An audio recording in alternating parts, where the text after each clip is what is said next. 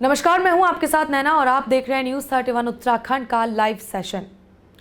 हल्द्वानी के शहीद चंद्रशेखर हरबोला जी के पार्थिव शरीर को आज पूरे सम्मान के साथ उनके निजी आवास पर लाया जाना था, लेकिन मौसम खराब होने की वजह से उनके पार्थिव शरीर को आज नहीं लाया गया।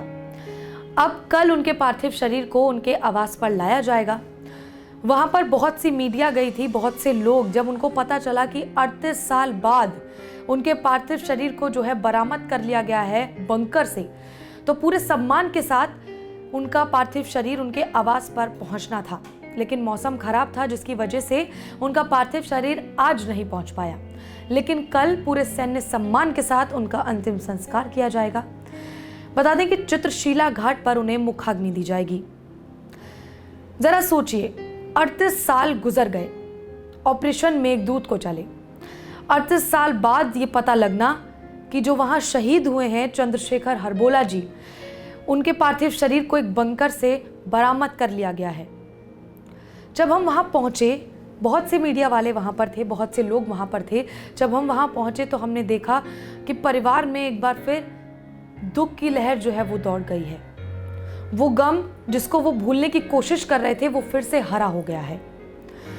वहाँ पर जो लोग मौजूद थे उनके परिवार के, वो इतने गम में थे कि उन्होंने कहा कि हम फिर से देखिए हमारा जो जख्म है वो हरा हो गया है, और ये सौभाग्य की बात भी है। उन्होंने कही कि हम पूरे रीति रिवाज के साथ उनका अंतिम संस्कार कर पाएंगे, इसका हमें सौभाग्य मिला है। क्योंकि देखिए 38 साल में क्या कुछ नहीं बदल जाता, लेकिन ये परिवार का सौभाग्य ही है कि देखिए शहीद हरबोला जी के पार्थिव शरीर को बरामद किया गया और पूरे सम्मान के साथ उनके आवास पर पहुंचाया जा रहा है, जो कि कल पहुंचाया जाएगा और मुखाग्नि उन्हें चित्रशीला घाट पर दी जाएगी।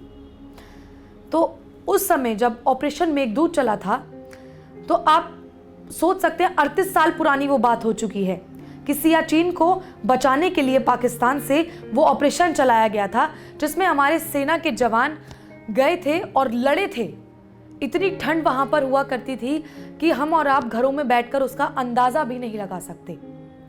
एक अखबार की कटिंग हमारे पास है जिसमें पूरी डिटेल्स दी गई है कि आखिर ऑपरेशन मेघदूत के दौरान हुआ क्या था, और उन शहीदों को श्रद्धांजलि दी गई जो हमारे देश के जवान हमारे लिए और हमारे बचाव के लिए, सियाचिन को बचाने के लिए शहीद हो गए। तो मैं वो आपको एक बार पढ़ के सुनाना चाहूँगी ताकि आपको भी क्लियर हो सके कि उस समय की सिचुएशन क्या रही होगी जब हमारे जवान उस पहाड़ को, उस ऊंचे पहाड़ को चढ़ रहे होंगे। उस समय सिचुएशन क्या रही होगी। बता दूं कि 75 किलोमीटर में वो जो सियाचिन के पूरे जो पहाड़ हैं वो 75 किलोमीटर के दायरे में है। अब सोचिए कि 6000 फीट तक चढ़ना, फिर वहाँ जाकर जो पाकिस्तान के जो जवान आए थे उनसे लोहा लेना, ये कम बड़ी बात नहीं है। इतनी ठंड में हमारे जवान उस ऊंचाई पर चढ़े और हमारे लिए लड़े, देश के लिए लड़े और शहीद हुए। 19 जवान उस वक्त शहीद हुए, जिनमें से 14 जवानों को के पार्थिव शरीरों को जो है वो बरामद किया गया था, लेकिन जो 5 थे उनके पार्थिव शरीर वहाँ नहीं मिले थे, जिनके पार्थिव शरीर बाद में मिले। और अब कुछ समय बाद ये पता चला कि जो हल्द्वानी के रहने वाले चंद्रशेखर हरबोला जी थे, उनके पार्थिव शरीर को भी बंकर से बरामद कर लिया गया है। जिसके बाद उनके परिवार के पास इंफॉर्मेशन पहुंची और परिवार को ये पता चला कि हाँ, अंतिम दर्शन, वो जो उनकी पत्नी थी उनका कहना था कि अब वो अंतिम दर्शन अपने पति के कर पाएंगी। उस समय मैं आपको बता दूं 38 साल पहले उनकी 2 बेटियां जो थीं वो काफ़ी छोटी थी, उन्हें अपने पिता का चेहरा भी ठीक से याद नहीं था। तो जब उनसे बातचीत की गई तो वो काफ़ी रोने लगे, उनकी आंखें नम हो गई कि उनके पापा आने वाले हैं और वो एक आखिरी बार अपने पिता को जो है वो देख पाएंगी। तो उस अखबार की कटिंग मैं आपको एक बार पढ़ के सुना देती हूँ ताकि आपको भी क्लियर हो जाए कि आखिर ऑपरेशन मेघदूत के दौरान हमारे देश के जवानों के साथ हुआ क्या था। तो ये पेपर की कटिंग है जिसमें साफ तौर पर लिखा है, अप्रैल 1984 में दुनिया के सबसे ऊंचे युद्ध के मैदान का आगाज ऑपरेशन मेघदूत के साथ शुरू हुआ। वीरों की भूमि कुमाऊं से कुमाऊं रेजिमेंट की कई बटालियनों को इस ऑपरेशन में कूच किया गया। जैसा कि सब जानते हैं कि कुमाऊं रेजिमेंट में ही तैनात थे शहीद चंद्रशेखर हरबोला जी। विषम हालातों में स्थिति बहुत ही भयावह और खतरनाक थी। भयावह और खतरनाक इसीलिए थी क्योंकि मैं आपको बता दूं कि 35 फीट तक बर्फ वहां पर पड़ती है। एक नॉर्मल इंसान की हाइट ज़्यादा से ज़्यादा या तो 6 फीट होती है या फिर उससे कुछ ही ऊपर। आप सोच सकते हैं कि इतनी हाइट सिर्फ एक इंसान की होती है आज के टाइम में, और 35 फीट तक जो है वो बर्फ़ पड़ती है। तो आप सोच सकते हैं कि कितनी ऊंचाई तक जो है वो बर्फ़ पड़ती है। और सबसे एक जो ज़रूरी जो सूचना मिली वो ये थी कि हमारे जो देश के जवान थे जो उस वक्त वहाँ चढ़ाई कर रहे थे, उनके पास सर्दियों के मतलब वहाँ की ठंड से वो बच पाएँ वो कपड़े भी नहीं थे, जिसके लिए वो काफ़ी संघर्ष उन्हें करना पड़ा उस ऊंचाई तक पहुँचने के लिए।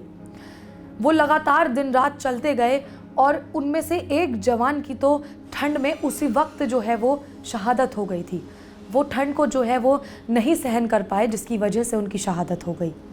तो आप सोच सकते हैं कि वो सिचुएशन हमारे देश के जवानों के लिए कैसी रही होगी 38 साल पहले, जब उनके पास ठंड से खुद को बचाने के लिए कपड़े तक नहीं थे। आज सर्दी में हम और आप जब सर्दी ज़्यादा हो जाती है तो अपने घरों से निकलने से कतराते हैं कि अगर बाहर जाएंगे तो हमें ठंड लग जाएगी, हम तो बीमार पड़ जाएंगे। ऐसे में सोचिए इतनी ज़्यादा ठंड में हमारे लिए हमारे देश के जवान सियाचिन की उन ऊंचाइयों पर चढ़ रहे थे जहाँ हम और आपका जाना तो मुमकिन ही नहीं है। आगे मैं आपको पढ़ के सुना देती हूँ। इससे पहले इस अति दुर्गम क्षेत्र में किसी भी देश की सेना की तैनाती नहीं की गई थी। इनमें 19 कुमाऊं को भी खेरू से कूच कराया गया था और ये एक ऐतिहासिक घटना है कि 19 कुमाऊं खेरू से पैदल सियाचिन गई और इस नई बटालियन ने एक नया इतिहास रच डाला। सियाचिन बेस कैंप पर पहुंचने के बाद बटालियन को ऊंची चोटियों पर कब्जा कर पाकिस्तान को रोकना था। इस जोखिम भरे काम के लिए 19 कुमाऊं ने एक के बाद एक ऐसी ही बर्फ से ढकी चोटियों पर कब्जा किया और उसके बाद उस क्षेत्र की सबसे कठिन चोटी पर कब्जा करने के लिए एक विशेष दल जिसमें एक अधिकारी और 17 जवान थे, उस टीम का गठन किया गया। इस दल का नेतृत्व लेफ्टिनेंट PS पुंडीर कर रहे थे। ये चोटी सबसे ऊंची और एकदम खड़ी चट्टान थी और वो भी पूरी तरह बर्फ से ढकी। उस चोटी पर जाना बहुत ही जोखिम भरा काम था। 27 अप्रैल 1984 को ये गश्ती दल इस जोखिम भरे काम के लिए रवाना हुआ, लेकिन 28-29 को भारी हिमस्खलन होने के कारण पूरा गश्ती दल उसमें फंस गया और उसी में दफन हो गया। इसमें लेफ्टिनेंट पुंडीर के साथ 17 जवान जो शहीद हुए सभी जिला अल्मोड़ा और पिथौरागढ़ के थे। इस ऑपरेशन मेघदूत में जो 17 जवान शहीद हुए उनमें 3 परिवार वर्तमान में हल्द्वानी के निवासरत हैं, जिसमें से एक शहीद चंद्रशेखर हरबोला जी हैं, जिनके पार्थिव शरीर को कल उनके आवास पर पूरे सम्मान के साथ लाया जाएगा। और बाकी जो 2 हैं हमारे शहीद, उनके मैं नाम आपको बता देती हूँ। लांस नायक दया किशन और शहीद सिपाही हयात सिंह जी। ये 2 शहीद हैं जिनका आज तक भी पता नहीं चल पाया है। इनकी जो धर्म पत्नी थी, जब आज हम वहां पर पहुंचे तो इन दोनों की पत्नियों से हमारी बातचीत हुई। उन्होंने कहा कि वो सिचुएशन उनके लिए ऐसी थी कि वो बयान नहीं कर पाई, उनकी आंखें नम हो गई। सोचिए आज तक 21 साल की उम्र में कोई पत्नी अपने पति का इंतजार कर रही है कि वो आएंगे, और छुट्टी लेकर आने वाले थे कुछ समय में कि वो आएंगे और परिवार के साथ जो है वो समय व्यतीत करेंगे।